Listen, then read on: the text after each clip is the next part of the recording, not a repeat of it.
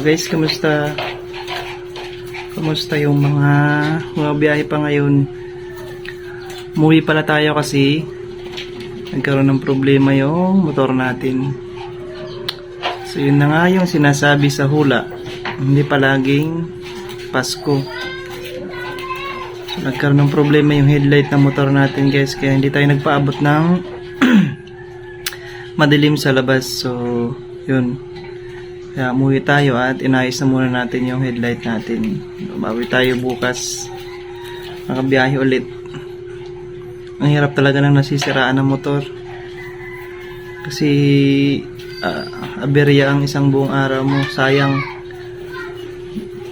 Nasa Ortigas tayo kanina, sa lang nagkaroon ng problema, kaya yun, uwi muna. So yun lang, update natin sa biyahe natin. Ingat sa mga kagulong natin dyan. Bye!